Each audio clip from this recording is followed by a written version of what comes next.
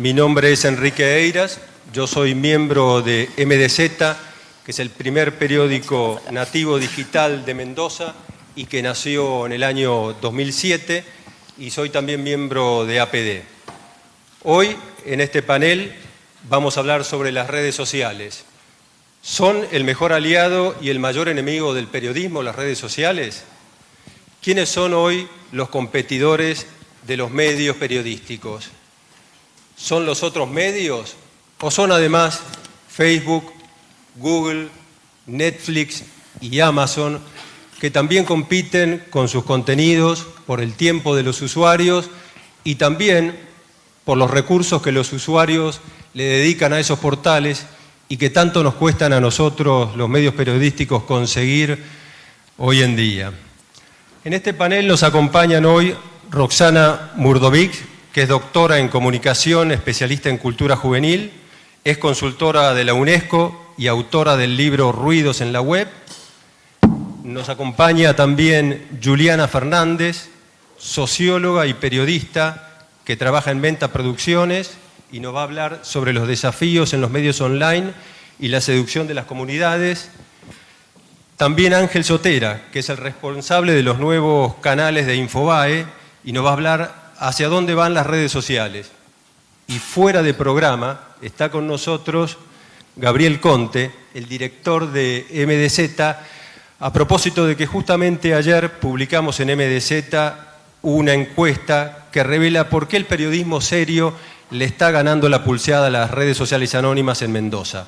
Una batalla que los periodistas deben seguir dando. Con ustedes, Roxana. Bueno, buenos días a todos, a todas. Gracias por la invitación. Yo voy a hacer como una continuidad de la última parte del panel anterior. Con algunas, van a ver que con algunas de las cosas que se dijeron no voy a estar muy de acuerdo y con otras sí. Pero el disenso siempre enriquece, así que espero que genere un buen debate.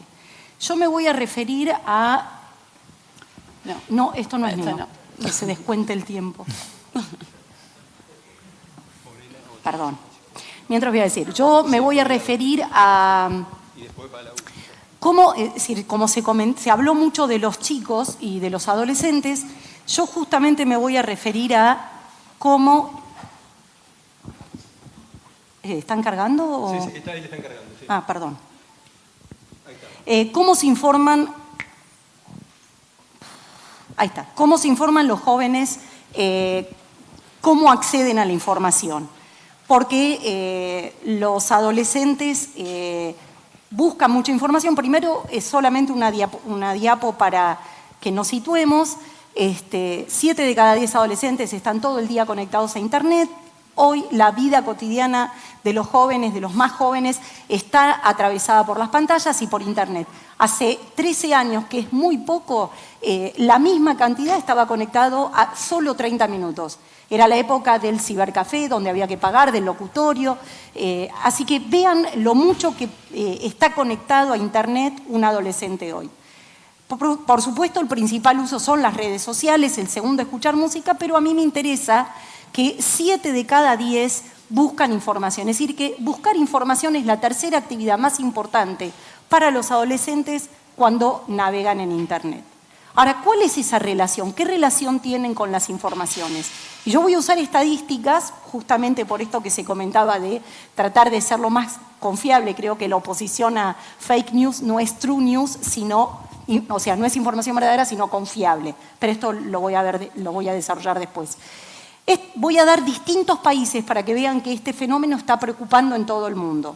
En la Argentina, una investigación de hace 1 año y medio, esto es lo que está pasando. El 80% elige la primer página que encuentran. No hace falta que diga que la primer página no es necesariamente la más fundamentada y confiable, sino la que muchas veces pagó para figurar primera. No analizan ni chequean la procedencia. Estos son adolescentes, así que adolescentes en todo el mundo que tienen estas dificultades. La mitad busca el sitio web más conocido. Es decir, la popularidad del sitio y no la seriedad o la confiabilidad son las variables. Por eso la mayoría de los estudiantes secundarios hacen la tarea escolar usando Wikipedia o Yahoo Respuestas, que son los más populares, pero al ser de construcción colectiva no necesariamente son los más confiables. 8 de cada 10 usan solo una página web, no comparan, no contrastan. 5 de cada 10 no distinguen formatos, algo se dijo en el panel anterior sobre el humor, no saber distinguir géneros. En este caso, no pueden distinguir un contenido sponsorizado de una información. Esto no pasa solamente en los jóvenes, no pasa también en los adultos. Yo me dedico a los jóvenes, pero estas características también valen y estos problemas también valen para los adultos. Pero no distinguir un contenido sponsorizado de una información o de una publicidad hace que utilicen una publicidad como si se tratara de información.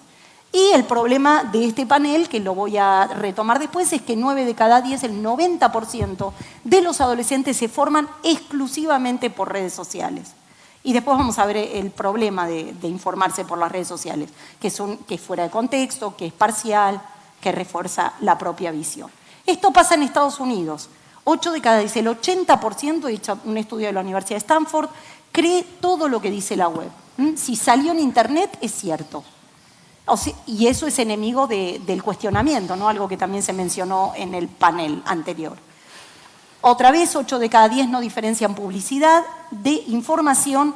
5 de cada 10, es decir, la mitad de los adolescentes dicen que un tuit es creíble si tiene una buena foto, con lo cual no importa el procedimiento reverso o inverso que mencionaban antes, si es una buena foto es creíble.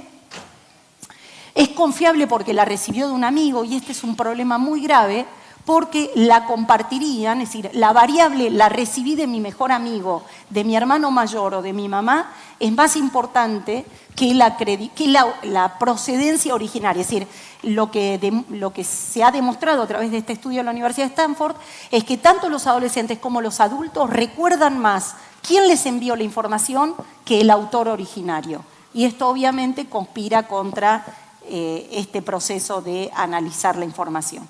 Y en el Reino Unido, esta es la última que voy a compartir, una más creo, 7 de cada 10 no distinguen entre publicidad e información, 5 de cada 10 creen todo lo que dice Internet, y el argumento que suelen dar los chicos es si Google la incluyó es verdadera. Insisto, esto pasa entre estudiantes secundarios, podría pasar tranquilamente entre los adultos.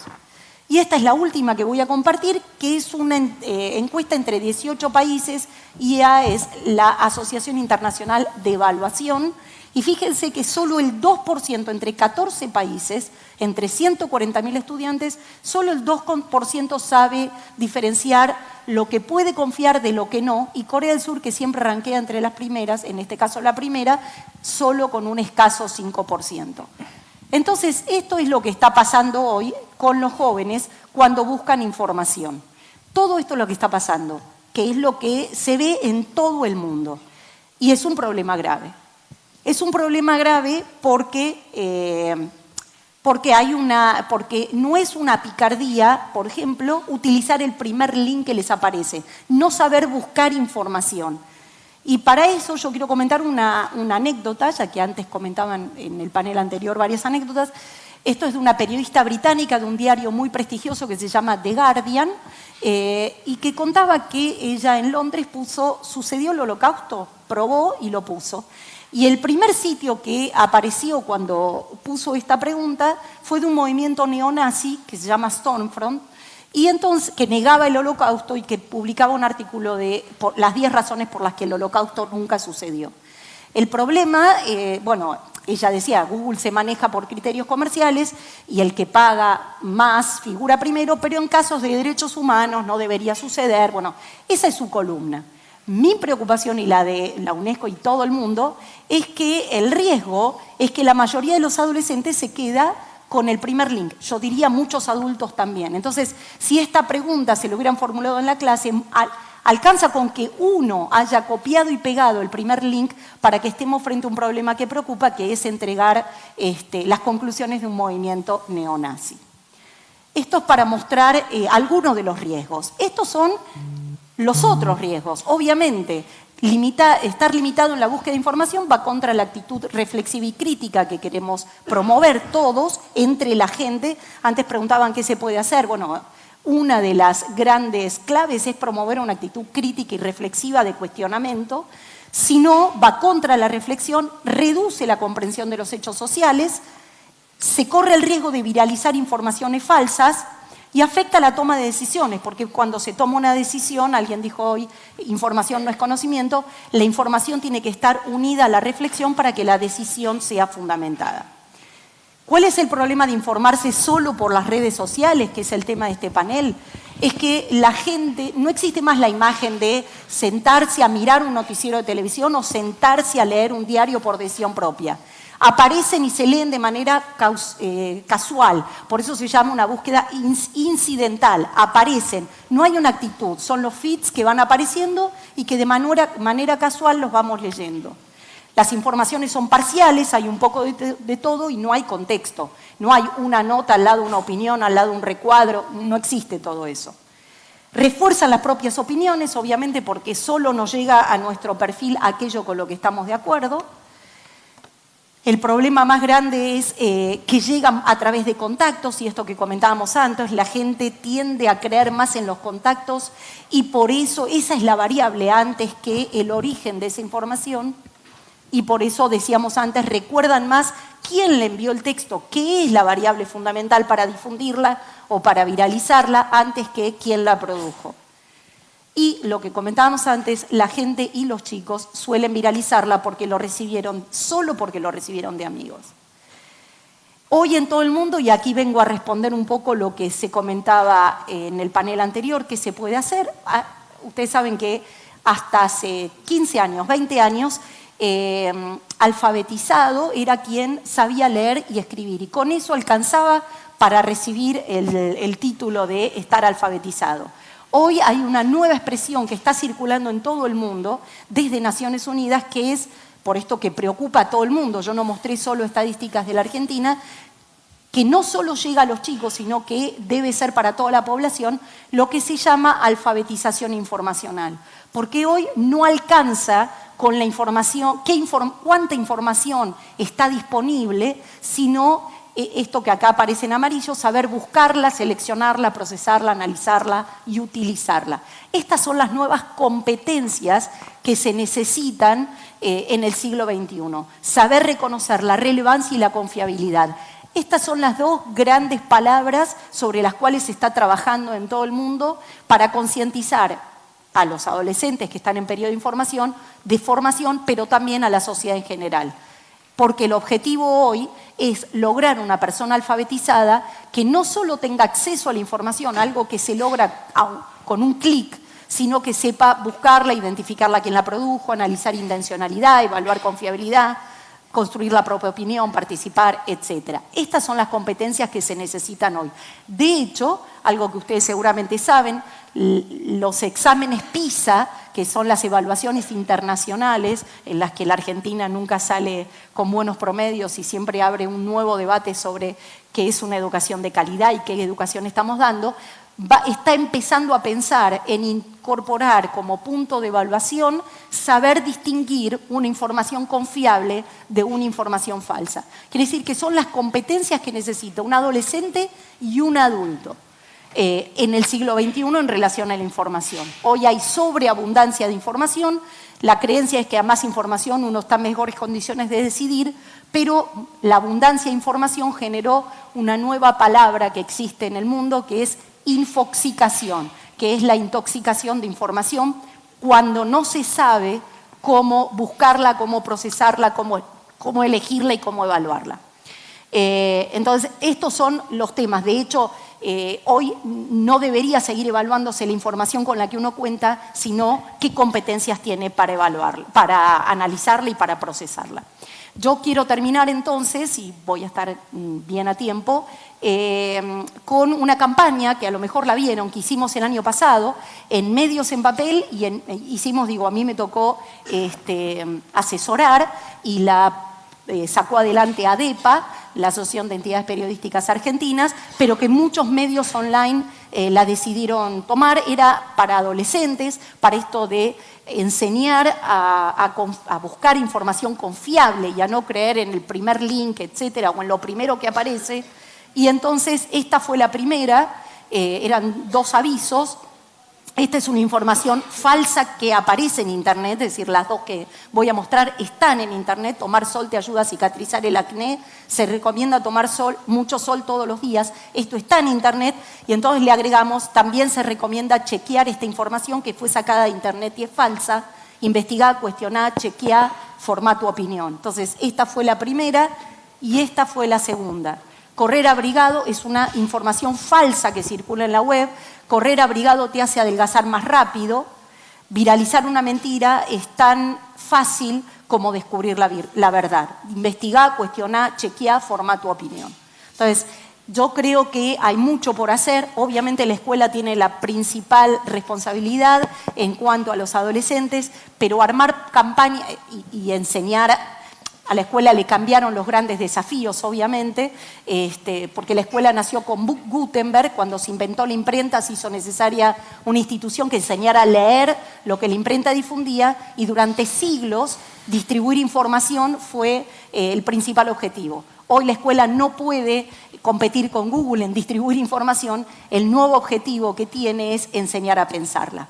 Yo creo que la escuela tiene ante sí el gran desafío de enseñar a pensar esta información, pero los medios digitales y los medios en general tienen, además de la responsabilidad de informar de manera confiable y éticamente y con honestidad, creo que también tienen un buen papel que cumplir con campañas como estas, ya sea online, en papel, visual, audiovisuales, para que toda la población aprenda a buscar información, que después de todo es la gran competencia del siglo XXI. Muchísimas gracias, Roxana. Vamos a la próxima presentación. Juliana Fernández, socióloga y periodista de Menta Comunicación. Por favor, la próxima presentación. Ya está. Sí.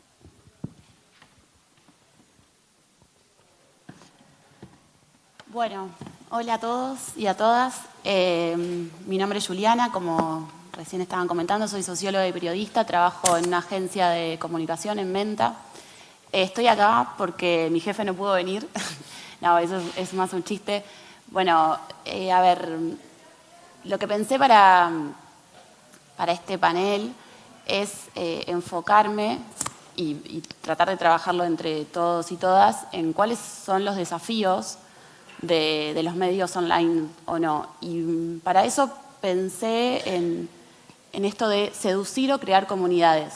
Como ya se viene charlando, sabemos muy bien que Internet está transformando nuestra cotidianidad, nuestros vínculos con el entorno, con el resto, que es parte de prácticamente el tejido que rodea nuestra vida, digamos. Caminamos de una forma diferente por tener el celular, nos vinculamos con nuestros amigos y con nuestros familiares de una manera diferente a través de las redes sociales. Para esto me gustó citar a Franco Fifo Berardi, que él dice que la mutación digital está invirtiendo la manera en que percibimos nuestro entorno y también la manera en cómo lo proyectamos. En este sentido, lo que me preguntaba es si los medios de comunicación pueden quedar fuera de esto, y bueno, obviamente no, por eso también estamos acá. En Argentina, para tirar un ejemplo, el financiamiento publicitario en medios gráficos en el 2002 representaba prácticamente la mitad y en el 2017 pasó a ser un 16%, y eso también se invirtió en el financiamiento en Internet. Frente a esto también hay otra cuestión, no sé si es un problema, yo en eso lo repensaría, y es que gran parte de la población no confía en los medios de comunicación, que gran parte de la población mundial se comunica a través de las redes sociales Y en Argentina, bueno, como acá se ve en la filmina, el 37% también afirma, de la población afirma que se informa a través de las redes sociales. Yo, la verdad es que tal vez peco un poco de millennial en eso, pero no lo veo como un gran problema, sino también como algo que sucede y que tenemos que ver qué hacemos con eso. Eso me parece que sería como un enfoque también para pensar, porque la verdad es que yo también, o sea, sí, estudio, me formo, busco chequear absolutamente todo con bibliografía al lado, pero me comunico prácticamente siempre a través de redes sociales. O sea, lo primero que miro cuando me despierto es Twitter. Entonces, en este marco me gustaría como repensar y tomar lo que dice un periodista, Jeff Harvey, que se lo recomiendo, yo no lo conocía hace mucho, y me gustó este juego que él hace que dice, bueno, los medios digitales, los medios de comunicación en general se encuentran frente a una situación en la que hay una casa que se está quemando y otra que se está por construir o que se podría llegar a construir.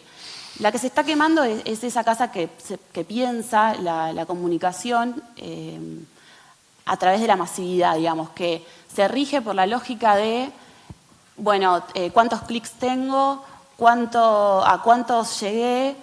Yo entiendo que, no sé si, imagino que sí, que debe haber varios periodistas o estudiantes, que eso siempre está y que yo también trabajando en un medio todo el tiempo estábamos viendo, bueno, a ver cuántos entraron a nuestro medio, cuánto tiene esta nota. Además, eso también es lo que hace que después también te den más plata para que ese medio funcione. Pero lo que este periodista dice es, se está acabando eso porque está siendo muy difícil que se pueda competir contra los gigantes de Internet. En cambio, lo que sí se puede llegar a dar y lo que se observa que se está dando es crear comunidades. Digamos, ofrecer contenidos para comunidades determinadas. ¿Por qué es importante tener en cuenta esto? No sé si, creo que... Bueno, por esto que también dice acá atrás mío, y es que las redes sociales en lo que implica, digamos, la función de los medios, vinieron a cambiar bastante qué hacemos nosotros y nosotras como periodistas y qué hacemos con esa noticia que queremos dar. Digamos, ya no se trata tanto de yo, periodista, vengo a contarte y revelarte esta verdad, sino que se trata más de generar un lazo.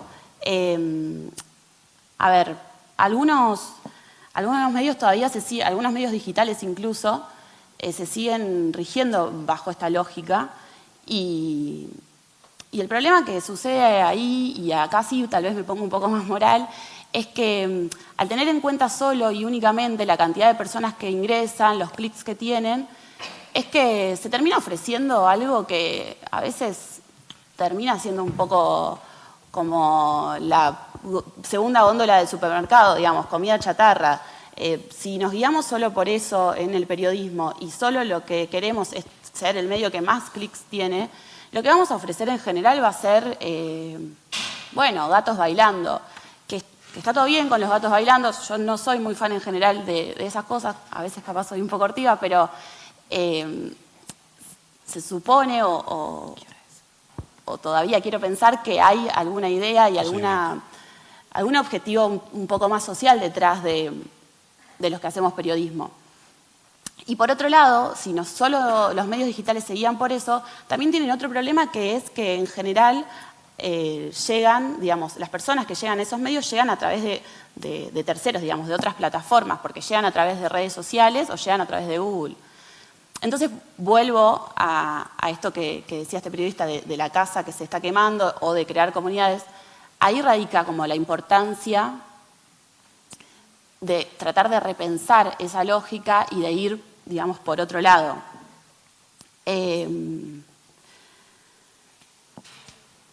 A ver. Cuando nosotros estamos posteando, cuando compartimos algo, lo que lo que hacemos en general es proyectar, digamos, nuestra propia personalidad, como fortalecemos el lazo con quienes coincidimos y también nos diferenciamos de otros. Eso que cada uno hace con sus redes, que supongo que si lo piensan, digamos, todos lo tenemos bastante incorporado. Yo no comparto lo mismo que comparto en Twitter que comparto en Facebook, porque la gente que tengo en Facebook no es para nada la misma. Y obviamente que cada vez que comparto alguna noticia, sobre todo política, pienso bastante en quienes están ahí y quienes no. No sé, recuerdo la primera vez que compartí una nota sobre aborto en mi Facebook y lo recuerdo muy bien porque soy de un pueblo, una ciudad de la provincia de Buenos Aires y sabía que eso iba a implicar algo. Que los que me iban a poner me gusta iban a implicar que se la estaban jugando y había otros que me iban a hacer bastante la cruz. En ese sentido, me parece que si estamos pensando en cuáles son los desafíos y qué hacemos desde el periodismo y desde el periodismo digital, me parece interesante que tomemos a esto mismo, que hacemos todos los usuarios de las redes y lo volquemos un poco al ámbito, digamos, del periodismo digital. Esto era en relación, bueno, es una frase que circula bastante, pero que me parece interesante, dime qué compartes y te diré quién eres. Justamente la idea que me parece que está bueno para tener en cuenta es que así como en mi trabajo, en general, trabajamos bastante con algunos candidatos, con dirigentes, y siempre solemos decirles, che, mira, vos ya no estás más en la plaza hablándole a un montón de personas, o sea, sí, a veces eso está, pero cuando estás hablando en Facebook o en las redes sociales, estás hablándole a una persona, del otro a miles, pero es una comunicación uno a uno, y ese otro al que le estás hablando te va a querer responder, y va a querer interactuar con vos y va a tener cosas para decirte. Acá también pasa un poco así. Digamos, si seguimos pensando con la lógica de vengo y te dejo el diario en la puerta y mi diario llega a todo el país, en las redes sociales estamos un poco perdidos porque no va por ahí. Porque justamente es esto, estamos compitiendo también con las noticias que circulan entre amigos. Y sí, obviamente, sucede porque lo que opera es más el lazo. Entonces, obviamente que muchas veces vas a compartir más eso que te pasó un amigo que tal vez eso que viste que subió La Nación y que encima lo subió así sin tratar de como seducirte, interactuar con vos, como tratar de segmentar esa información que está haciendo circular. Entonces, lo que pensaba en relación a esto y a los desafíos es no enojarnos tanto con lo que está sucediendo, y es que efectivamente la mayoría nos comunicamos con las redes sociales, sino más bien hacer parte a eso para los medios digitales. Entonces, ¿a qué me refiero con esto? A que se puede subir una noticia en formato historia. Eso no quiere decir que dejemos de hacer la investigación correspondiente y hagamos una nota con las fuentes necesarias y con las entrevistas necesarias. Pero también podemos jugar un poco y hacer que quienes están del otro lado se interesen un poco más en eso que nosotros estamos compartiendo. Para esto, lo que pensaba es como algunos ejemplos como por ejemplo Futurock, que me parece que, supongo que varios lo deben conocer, que es un muy buen ejemplo de una propuesta más comercial, porque también está Anfibia o está el gato negro y la caja, no sé si lo estoy diciendo bien, pero esos no son tantas propuestas comerciales. Futurock, sin embargo, sí.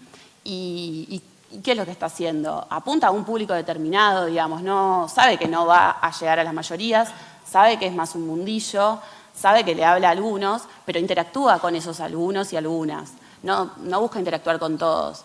Me parece que el desafío y que lo que podemos pensar, si es que a los que están acá también les interesa, como cómo hacemos para, por ejemplo, involucrarnos en medios, para hacer que lo que nosotros estamos queriendo producir llegue a muchos, tratando de segmentar eso que ya hacen las redes, también incorporarlo al lenguaje periodístico.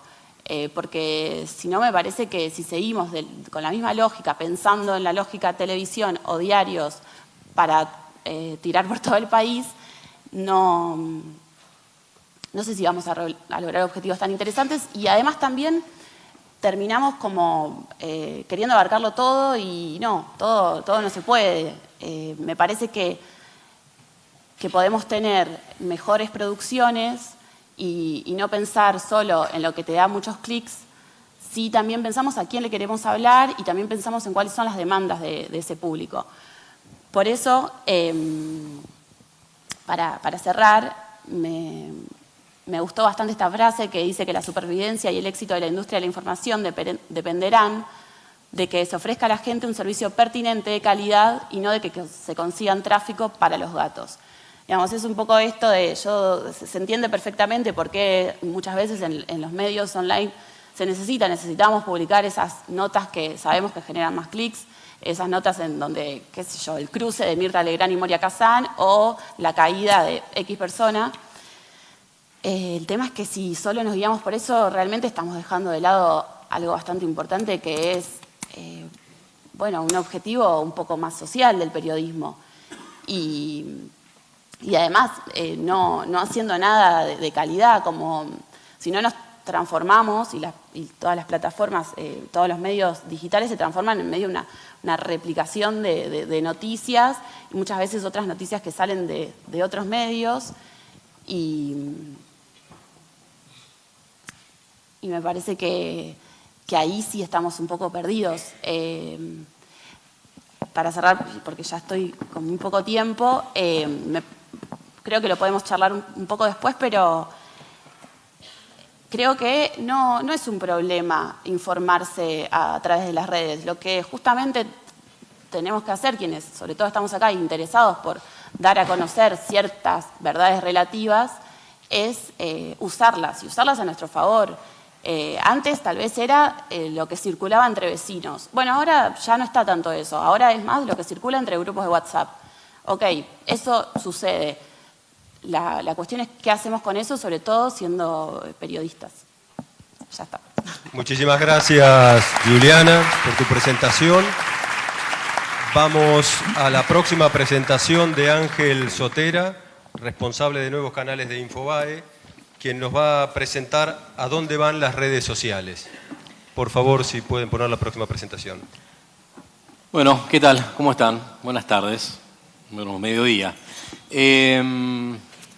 Voy a apuntar para otro lado. En realidad fue mucho de análisis y de estudio. Esto no deja de ser análisis y estudio, pero tiene más que ver con la idea de las redes sociales, los números bien actualizados. Algunas cositas que puse en la presentación son de esta semana, inclusive, que tiene que ver con lo que pasa en Instagram, lo que pasa en WhatsApp, lo que pasa en Facebook, bueno, en todas las redes sociales.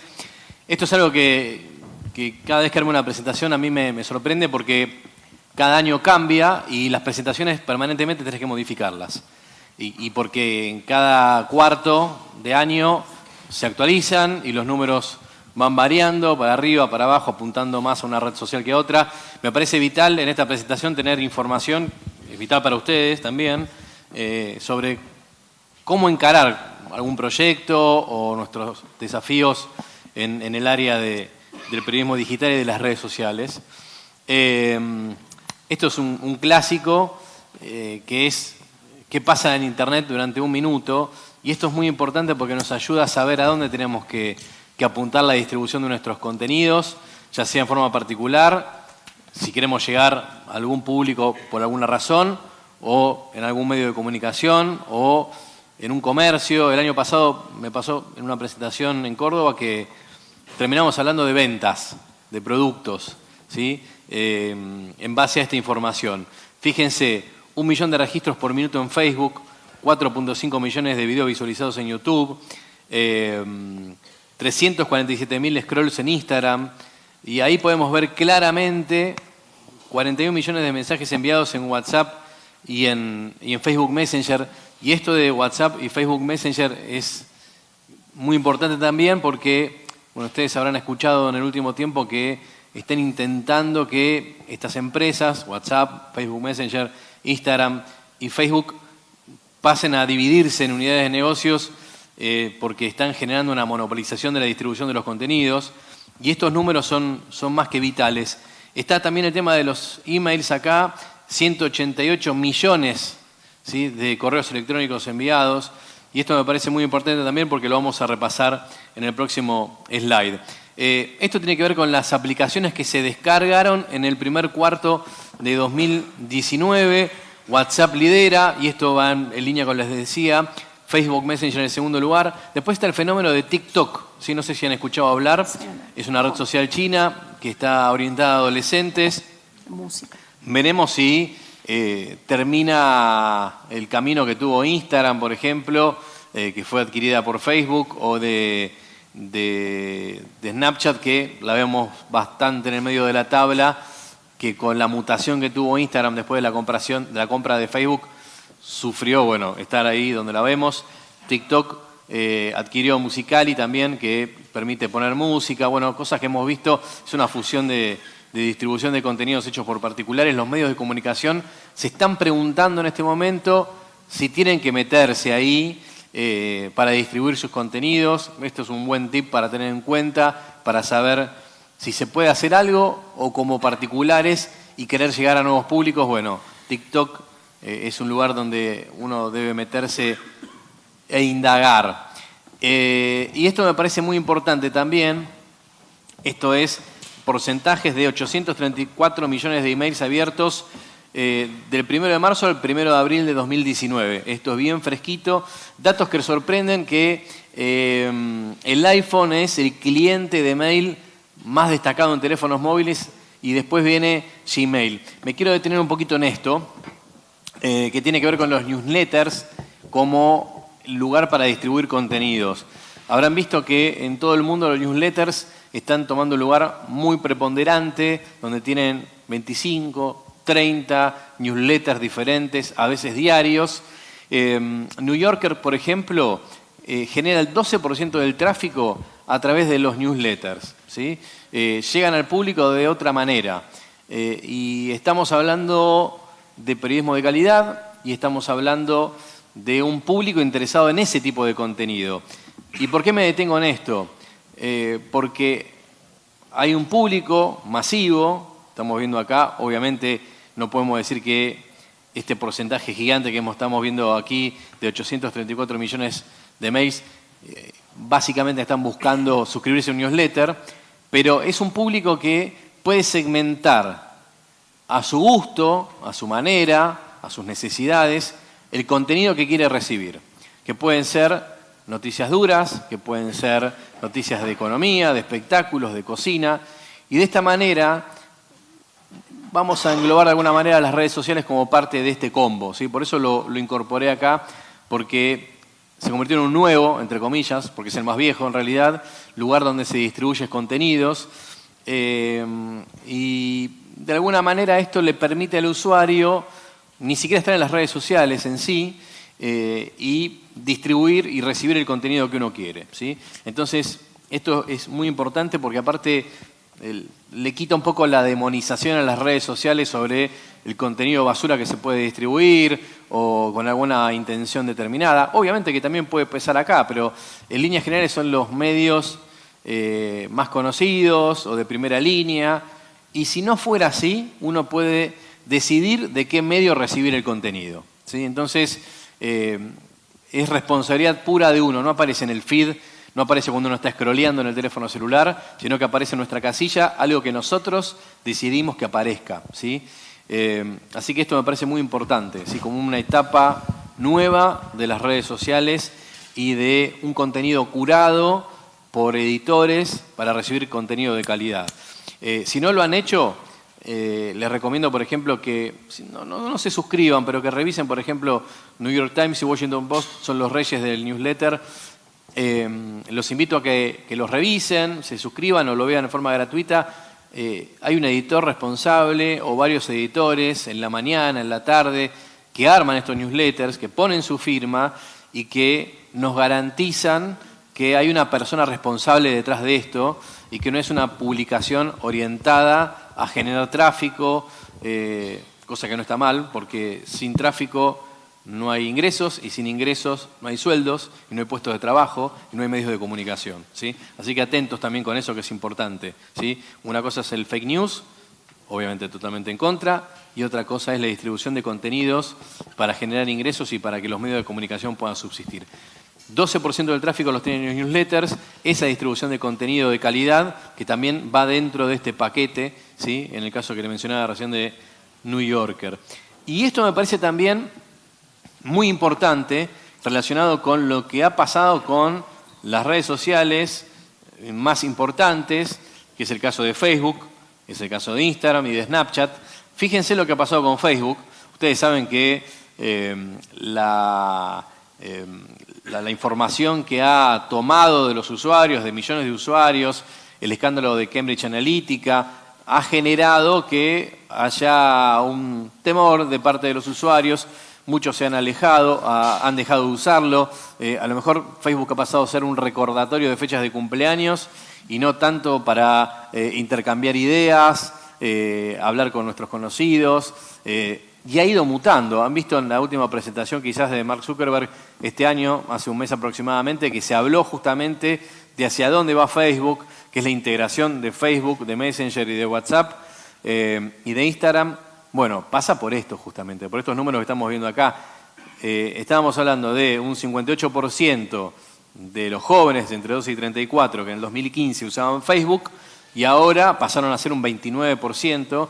Y el avance de Instagram, ¿sí? Otra empresa de Facebook, pero que supo entender de otra manera el negocio ayornado a estas épocas, teniendo en cuenta, por ejemplo, la privacidad, ¿sí? Algo que es vital. Porque en Instagram, sí, tenemos nuestro perfil cerrado, no hay forma de ver qué estamos compartiendo, qué amigos tenemos, podemos intuirlo cuando aparecen las sugerencias de amigos, pero no pasa de ahí, es más complicado y salvaguarda nuestra privacidad. Entonces, es como que Facebook entendió más el negocio a través de Instagram y donde se ha hecho más complicado también la distribución de fake news, porque el reshare es más complicado, tenés que tener alguna aplicación para hacerlo. Siempre están las versiones que Facebook va a lanzar algo por el estilo para compartir contenido y no pasa. Bueno, es una de las claves del éxito de Instagram. Y con Snapchat pasa algo complicado, entre comillas, va orientado a un público muy adolescente, a los medios de comunicación obviamente se le dificulta hasta por cuestiones legales, porque no podés tener un chico de 15 años trabajando en una redacción, pero es importante tener en el radar. Yo siempre pongo en el caso un ejemplo de lo que pasó en Orlando. ¿Se acuerdan ustedes que hubo una matanza en un boliche gay hace un par de años?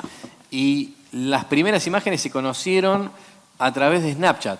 Ningún medio de comunicación tenía la información hasta que lo que se publicó en Snapchat se republicó en Twitter, pero los medios estuvieron totalmente ajenos de lo que pasaba en Snapchat y la información estaba ahí. Así que es otro medio fundamental para los comunicadores para recabar información, ¿sí? No es solamente para compartir cosas. De hecho, se bajan, se suben los medios estadounidenses principalmente a las herramientas que da Snapchat. No hablo de Latinoamérica porque en realidad Snapchat en Latinoamérica trabaja solamente con Brasil y con Colombia. Lamentablemente es difícil hacer algún tipo de acuerdo con ellos para la distribución de contenidos en el muro que tienen. Entonces apunto a Estados Unidos, pero vuelvo a lo mismo. Para poder buscar contenido es válido para los medios de comunicación y para nosotros. Y lo que pasa con YouTube como otra de las fuentes de distribución de contenidos, vean ustedes que la presentación se aleja bastante de Facebook y apunta más justamente a Instagram, a YouTube y a los emails como lugares de distribución de contenido. YouTube se lleva el 37% del tráfico mundial, ¿sí? En aplicaciones, ¿sí? En aplicaciones. Los números son distintos cuando estamos hablando en tráfico web por fuera de aplicaciones, pero en aplicaciones 37% del tráfico móvil se lo lleva YouTube. Y eso significa que nosotros podemos hacer contenidos de calidad también para YouTube, incluso podemos hacer informativos en YouTube con horarios, con una programación. Es lo que recomienda YouTube. Inclusive YouTube nos dice, hagan un informativo a las 7 de la tarde, a las 8 de la tarde, en horarios que la gente tenga el momento de llegar a su casa e informarse no en una hora, en un noticiero tradicional, pero sí en 5, 6, 10 minutos en un noticiero adaptado para YouTube, donde la gente se suscribe, donde puede la gente buscar. No necesariamente el contenido te cae, ¿sí?, de la nada, ¿sí? La gente puede suscribirse a los canales de YouTube, la gente puede saber en qué horarios puede haber contenido elegido por ellos. Pasa con Hola, soy Germán, pasa con tantos canales que saben qué día se sube el contenido y a qué hora generalmente. Y si eso no ocurre, el usuario se va. Entonces, la dinámica de la televisión pasó a otro lugar que es YouTube, donde sabemos a qué hora y en qué día está el contenido que estamos buscando también y en qué canal, ¿sí?, en qué canal de YouTube. Entonces, hay que estar muy atentos también a esto, ¿sí?, a distribuir contenidos en YouTube teniendo en cuenta lo que quiere el usuario, cuándo lo quiere, y suplantar algún tipo de distribución, de canal de distribución de contenido, y que por ejemplo, los medios audiovisuales entiendan que tiene que ir para allá, o los tradicionales también puedan entender que tiene que ir para allá, y dándole la posibilidad al usuario de poder obtener contenido por allí. Esto también está relacionado y está hablando de una tendencia 2016-2021, de cómo en rojo cae el número de Facebook cada vez más, se va estabilizando en un momento, pero cae y va aumentando el tiempo de permanencia de los usuarios en los Estados Unidos, mayores de 18 años, en Instagram puntualmente. Vuelve a estar Snapchat como jugador en los Estados Unidos. Igual no se olviden que las redes sociales son globales, ¿sí? Entonces, aunque diga Estados Unidos, nuestro contenido también puede estar distribuido para los Estados Unidos. Puede ser un US Latin tranquilamente, sí, que estamos hablando de 35 o 40 millones de usuarios, ¿sí? No es para despreciar. Esto es lo que le decía recién, ¿sí?, sobre los formatos de distribución de contenido y cómo baja los televidentes de televisión convencional y pasan a digital video, ¿sí? Va aumentando el número. Fíjense que hacia el 2025 aproximadamente el número va a estar en favor seguramente de digital video y cómo tenemos que reemplazar. Voy a avanzar rápido porque me quedan pocos segundos. Lo más seguido por los usuarios, Facebook y YouTube. Facebook no deja el reinado, ¿sí? Y esto es lo que le decía que lo agregué ahora. Los influencers de Instagram, habrán visto que hay muchas compañías que se dedican a esto, son vitales para el crecimiento de los perfiles en Instagram. Esta mujer entró a la cancha de fútbol en la final de la Champions este fin de semana, seguramente lo han visto, para hacer una publicidad en realidad de un canal de videos, ¿sí?, de Vitali Videos, que logró sumar 300.000 seguidores en el momento que hizo esto al ingresar al campo de juego.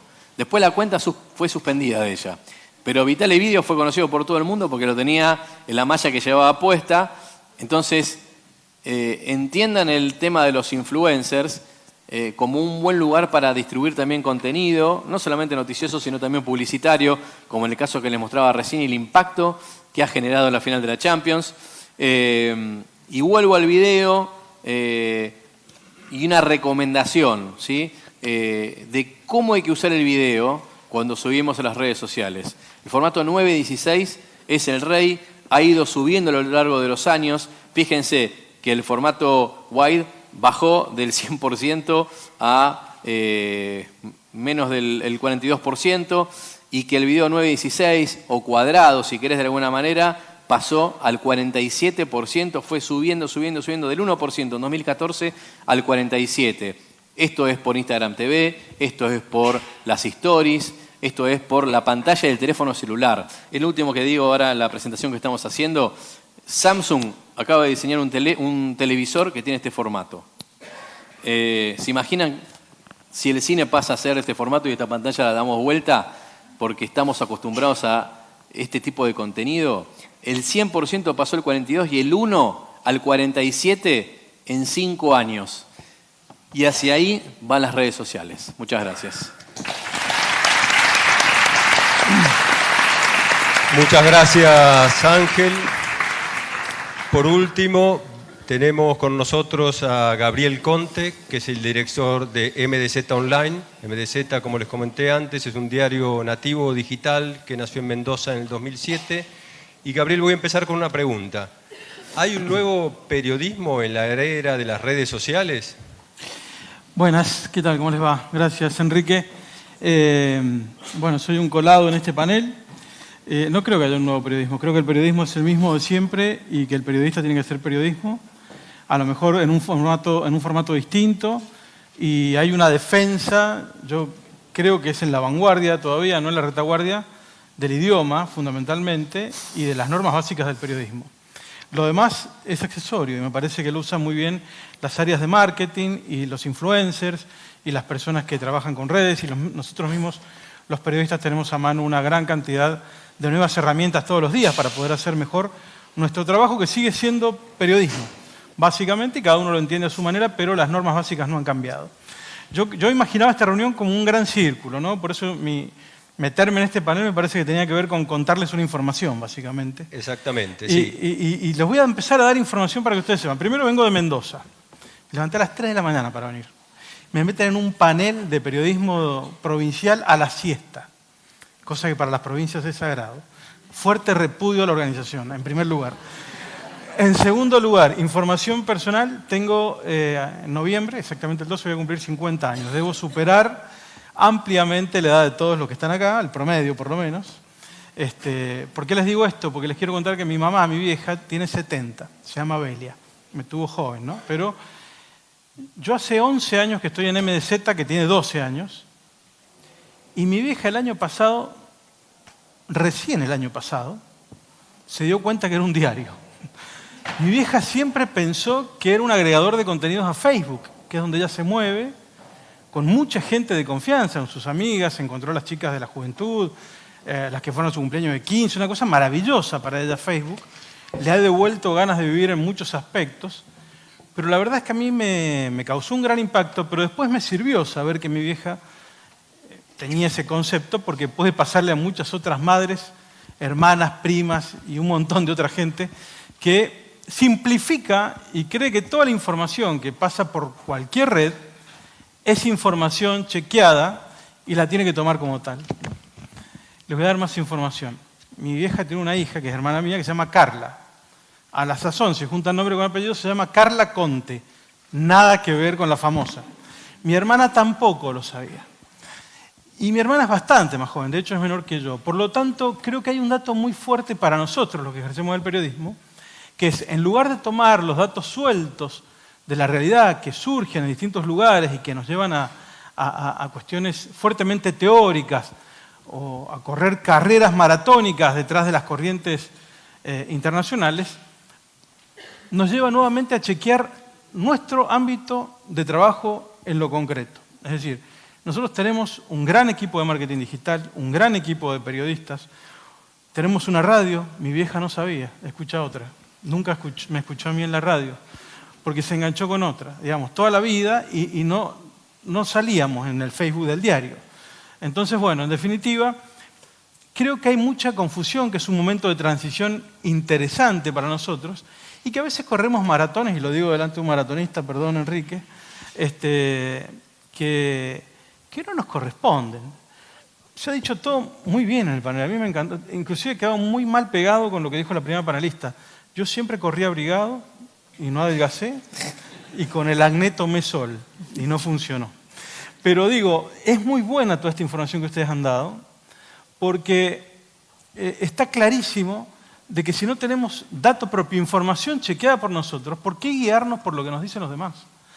Y me metió Enrique al panel porque justamente entre el jueves y el viernes una encuestadora nacional hizo una encuesta en Mendoza ante 1000 casos territoriales en todo el territorio provincial, segmentado de 16 a 80 años, con método científico, como se hacen las encuestas electorales, porque de hecho era una encuesta electoral a la que le pedimos además que hiciera un estudio de consumo de medios, y nos dio información crucial, porque nosotros trabajamos básicamente para Mendoza, nos leen en otros lugares, pero si no son mendocinos que se han ido a otro lugar, es gente distraída o probablemente alguna cosa que entró por Google, pero trabajamos para ese público y fue crucial chequear desde dónde se están informando. Y aparece ahí una información muy importante, ¿no? En primer lugar, y lo comparto porque creo en esto del círculo en donde nuestras propias experiencias nos pueden servir a todos para mejorar nuestro trabajo en los medios. Una buena. Hay un buen ecosistema de diarios online en Mendoza, evidentemente, porque la mayoría de la gente se informa a través de los diarios online, además de la televisión, que tiene el 40%, ¿no? Pero a su vez un 50% de la información que difunden no tiene fuentes y generalmente se cuelgan de redes para captar atención, ¿no? Entonces vamos, 28% de la gente se informa por medios online. Hay un buen ecosistema de medios. Hay periodistas al frente. Tienen sus redes, por supuesto, y las trabajamos lo mejor que podemos, siempre en la búsqueda de conquistar audiencias y de tener clics para poder subsistir, pero fundamentalmente voy a esto. Hay periodistas, hay editores, hay gente que chequea información y la mayor parte de la gente se informa con medios diarios online, 28 y pico %. Le siguen las redes sociales y aquí aparece un dato fundamental. Facebook, el de mi vieja, el de mi hermana y el de mucha otra gente, le sirve al 14% de las personas que se informan de noticias en Mendoza. Y el 4% por Twitter. Yo que estoy como loco tuiteando todo el tiempo y anticipando lo que voy a contar y lo que voy a decir en la radio, un 4% nada más. Es decir, no hay una gran incidencia de Twitter en la gente que busca información. Por eso, lo hablaremos después, me imagino yo con otra gente que está en otros paneles, lo más importante es fortalecer el factor periodístico de los medios y que los periodistas en los medios ofrezcan a las redes información chequeada, de modo tal de no tener que recurrir a fakes u otro tipo de cosas. Porque se da un fenómeno que lo tenía señalado acá, pero ya se me borró. Tengo problemas de memoria también.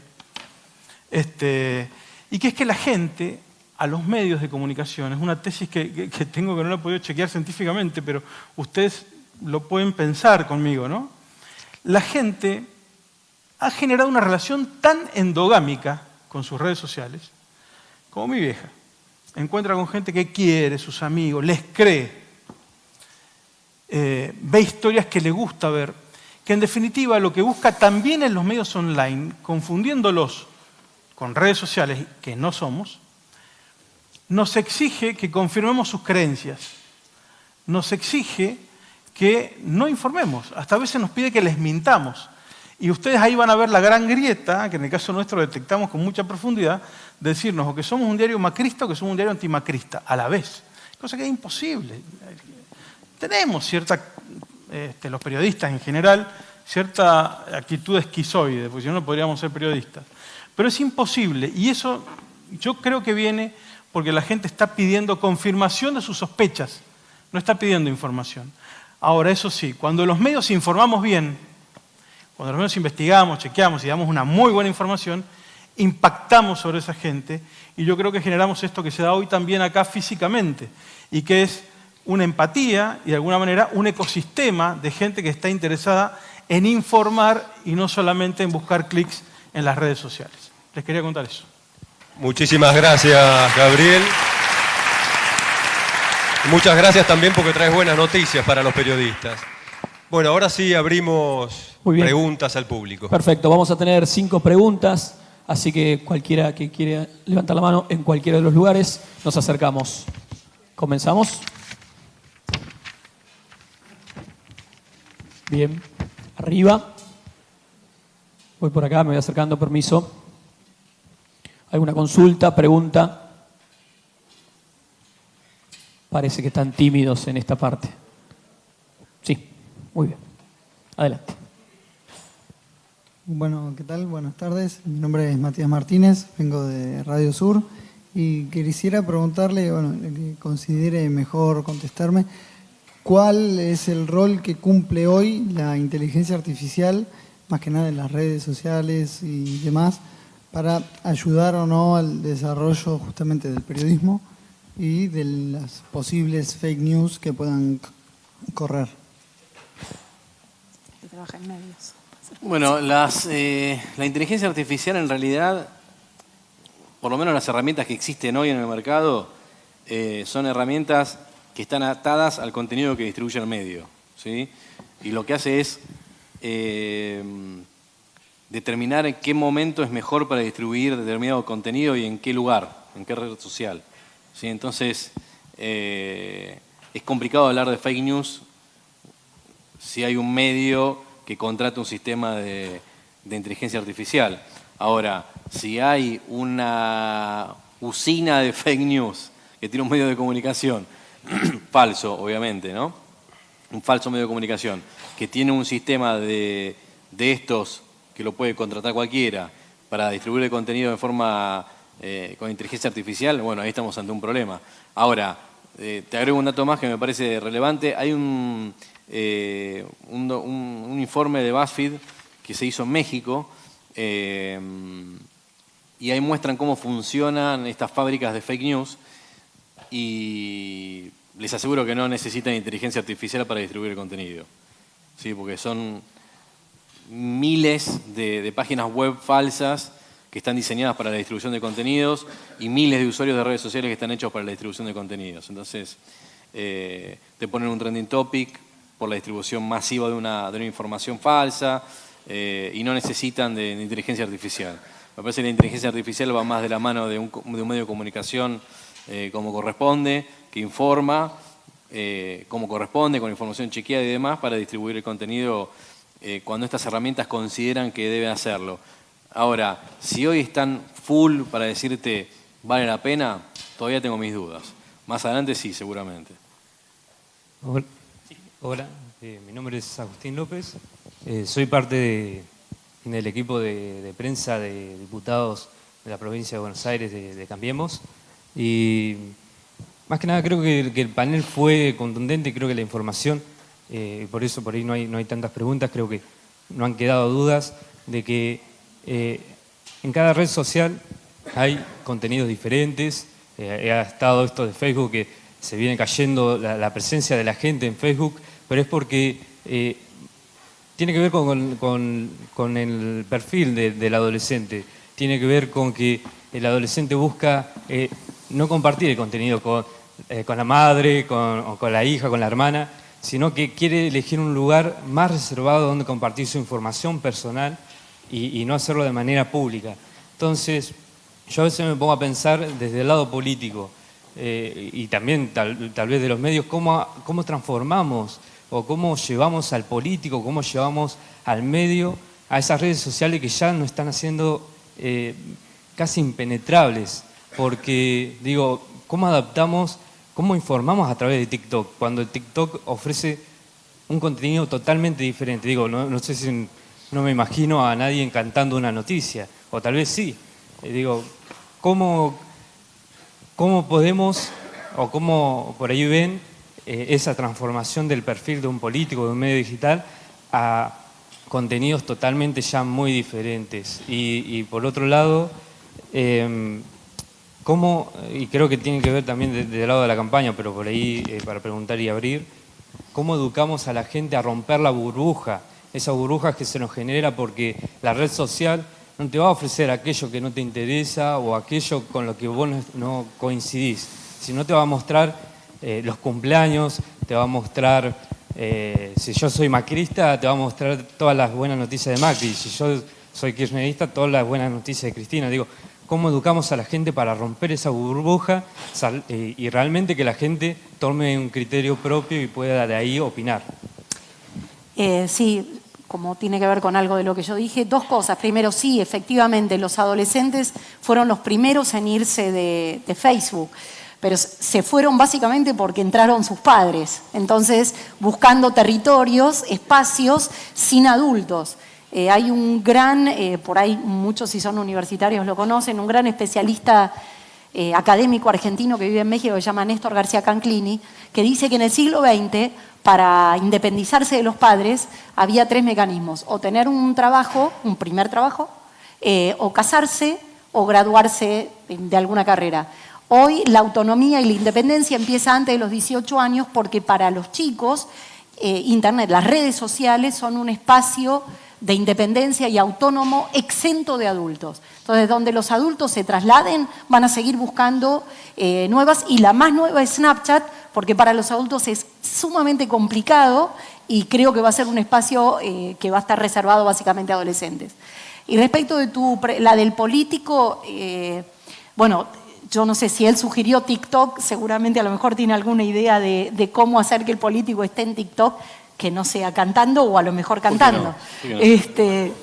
porque es una red básicamente musical y básicamente de adolescentes, que es un público muy importante para el político, porque en la Argentina a los 16 años ya está habilitado para votar. A mí, yo retomo la última, es decir, tomé la primera y la última tuya, que es cómo educar. Obviamente, si el público son adolescentes o jóvenes, es el sistema educativo, no hay otra. Hay que trabajar para que la escuela deje de evaluar la fecha de una batalla o el nacimiento de un prócer o, no sé, cuándo se inventó tal vacuna. Lo que hay que hacer es enseñar a pensar esa información, que es difícil porque a la escuela arrastra y además se mueve mucho más lento que el resto de la sociedad, sí, pero tiene que estar en ese camino, olvidarse de competir con Google para distribuir información y evaluar la memoria, sino enseñar a pensar. Al resto de la población, yo creo básicamente en campañas, creo que hay que empezar a explicarle. La mayoría de la gente no tiene idea, no solo que el primer link no es el más seguro, mucha gente cree que es el más seguro y por eso tengo que tomarlo. Mucha gente no tiene idea cómo funciona un algoritmo, ¿no? Un algoritmo. ¿Por qué yo recibo publicidades diferentes a las de él, aunque consultemos el mismo medio de comunicación o la misma página? La mayoría de la gente no tiene idea. Hay que empezar a enseñar, hay que enseñar que no hay nada gratuito en Internet porque usan la información que yo subo para otras cosas, que no hay nada neutro en Internet. Es decir, hay conceptos que son fundamentales antes de usar las redes sociales o Internet en general. Creo en campañas y creo, a lo mejor habría que usar espacios en los mismos medios, sea en la televisión, sea en la radio, para empezar a explicarle a la gente lo que se llama hoy, para empezar a encarar la alfabetización informacional. Es una alfabetización fundamental que preocupa a todo el mundo y habría que usar los mismos medios de comunicación para la población general. Quiero agregar un comentario sobre esto último que lo preguntabas vos. Me voy a los medios tradicionales, ¿sí? ¿Vos mirás TN o C5N? Bueno, no sé. Bueno, no importa. Hay gente que mira TN y hay gente que mira C5N, ¿sí? ¿A qué voy con esto? Voy a que en las redes sociales pasa lo mismo. Digo, uno siempre elige qué ver y elige qué leer y el contenido es el que uno elige. La diferencia es que ahora los contenidos se adaptan a las necesidades de uno. O sea, si vos mirás TN, en tu feed de Facebook no van a caer noticias que son opuestas a tu gusto televisivo, ¿sí? Entonces no nos tenemos que escandalizar, porque es lo que siempre hicimos nosotros. Es tomar decisiones de qué ver, si te gustan los dibujitos animados o te gustan las películas de ciencia ficción, en tu feed no van a caer noticias, contenido diferente al que a vos te gusta. El feed se adapta a tus gustos, ¿sí? Entonces no nos escandalicemos, es lo de siempre. Lo que pasa es que ahora es masivo, ¿sí? Y la necesidad de cada uno de poder ampliar la cabeza y mirar los dos canales, aunque ideológicamente sean opuestos en el contenido que nos muestran, o porque te gusta una novela, te gusta Luis Miguel y no te gusta Iron Maiden, bueno, podés escuchar los dos y decidir. Digo, es lo mismo que pasó siempre. Lo que pasa es que ahora es masivo, no se escandalicen, ¿sí? Sigue pasando lo mismo que pasó desde el día 1. Vemos el contenido que queremos ver, escuchamos el contenido que queremos escuchar, leemos el contenido que queremos leer y siempre nuestra cabeza, lo ideal es que esté dispuesta a recibir nuevos estímulos para poder adquirir más conocimiento, para poder discernir mejor la realidad, para saber qué está bien y qué está mal, por lo menos ampliar nuestra capacidad de análisis. Ahora, que siempre uno tuvo una decisión y una elección ideológica, de gusto, fue siempre igual. Lo que pasa es que ahora es masivo. Bueno, yo disiento en algunas cosas ahí, ¿eh? A mí también me gustaría... Una sola cosa breve, re breve. Estoy de acuerdo en lo que vos decís. Las elecciones siempre existieron. El problema con las redes sociales es, primero, cuando yo iba a comprar tal diario o prendo la televisión para ver tal canal, estoy tomando una decisión de querer informarme. El problema con las redes sociales es que aparecen los feeds, como decía yo antes, es casual, no es el motivo principal. No es casual, vos dices es me casual. gusta. No, por para. algoritmos. Segundo, son absolutamente parciales y fragmentadas y descontextualizadas. Si yo miro un noticiero o leo un Depende de lo que vos diario, seguís. bueno, si yo leo un diario, estoy viendo informaciones en un contexto. Puedo ver hasta un editorial, una columna de opinión sobre el tema que estoy leyendo. Eso no me va a pasar. No es depende, ya no me va a pasar Depende. en las redes sociales. No, La porque si vos información, Depende entras a también el Facebook- diario, digamos, ¿no? En todos los diarios va a ser la información es contextualizado. mucho más parcial, descontextualizada y No, no estoy casual de o acuerdo. incidental. Puede ser casual. Los estudios también Puede ser muestran. casual si a vos te cae en el feed, porque el feed, como decías vos, aparece el tema del algoritmo. Ahora, si vos entrás al perfil de facebook.com/pirulo, ahí te van a aparecer todas las noticias que se Ah, publicaron. bueno, pero lo que pasa es Bueno. que los adolescentes se informan Está básicamente bien, bueno, por feeds. pero digo, En no es relación que a hay esto- algo que está... No, pero es- Y el me feed gusta. se adapta a nuestro gusto, ¿eh? Sí, sí. No es que no aparece una nota de opinión o no aparece porque a nosotros nos interesa o no nos interesa. Si Facebook vio que nunca nos detuvimos a hacer clic en una noticia de opinión, es porque no nos interesa y no nos las muestra. En relación a esto y a la pregunta que hacía uno de los chicos, sí, yo coincido con vos y me parece que estaría bueno dejar de demonizar tanto a las redes sociales porque, en definitiva, si bien me parece que lo que sucede es que profundizan algo propio de la psiquis humana, que es que en general siempre vamos a buscar a esas personas con las cuales coincidimos, nos vamos a juntar con esas personas. Uno no anda por la vida buscando amigos con los que no tiene nada que ver, con los que opinamos totalmente distintos. En general no ocurre, solemos movernos más así, en masa, con quienes nos parecemos. ¿En las redes se profundiza esto? Sí, claro. Obviamente, ¿es mucho más masivo? Sí, claro, pero no es algo tan diferente a lo que en general hacemos. Yo no lo pensaría tanto como cómo educamos, como si nosotros estuviéramos un poco por encima de el resto o de mi abuela que consume Facebook y no sé, y a veces la radio, sino más como algo que es propio, que está ocurriendo y que también profundiza otras lógicas propias nuestras. Después, en relación a tu otra pregunta sobre qué hacer con los y las políticas con las redes sociales, usarlas, obvio, y también ayornarse dependiendo de quién estamos hablando. Digamos, si tenemos un candidato, estamos trabajando con un candidato de 60 años que no tiene ni idea de, 60 tal vez es demasiado joven, pero 75, qué sé yo, que no sabe ni sacarse una selfie, bueno, fijémonos, tampoco vamos a hacer que haga ridiculeces. Eso también va a depender según de quién hablamos, pero usarlas, obviamente. Hay cosas en las que van a quedar más alejados y sí, y obvio. Instagram, el uso que van a hacer va a ser minoritario y probablemente, depende de quién hablemos. No sé, si tomamos a Lucila Di Ponti, por ejemplo, que maneja bastante bien sus redes, le manejan bastante bien o maneja bastante bien sus redes, va a ser muy distinto el uso que ella le pueda dar que le pueda dar Cristina, por ejemplo. Pese a la masividad de Cristina, de que sube algo y tiene millones de me gusta al segundo, tienen otras edades, tienen otros usos. Entonces eso también es importante tener en cuenta, a ver si el candidato, no sé dónde está el chico, pero si tu candidato no toma mate, bueno, no le hagas subir una foto con el mate, porque se nota bastante, pese a que puede estar bueno la fotito con el mate en Instagram. Eso quería agregar y me parece que el respecto vuelvo, yo lo repensaría.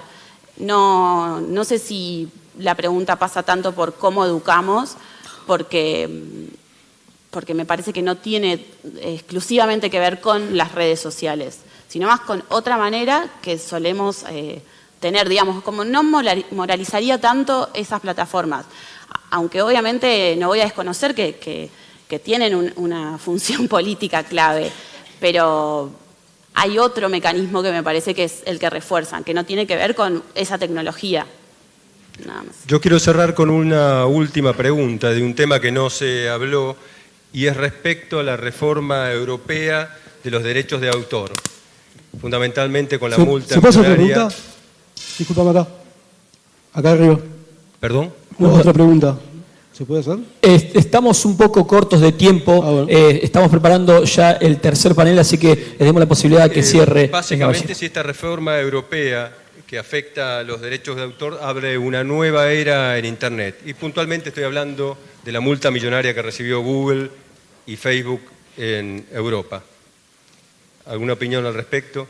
No, básicamente los medios se van a tener que convertir en usinas de distribución, de creación de contenido, sobre todo audiovisual, porque al no poder compartirse, o bien con otros medios, ¿no? O bien tener que empezar a trabajar en alianzas, ¿sí? Entre medios para que se pueda compartir entre el país y el mundo, por ejemplo, contenido de video. Entonces es un desafío que tienen por delante los medios de comunicación para poder generar más contenido, pero estamos en una primera etapa. Yo dejaría ver un poquito más cómo avanza este tema. Bueno, muchísimas gracias a los panelistas. Un fuerte aplauso para ellos.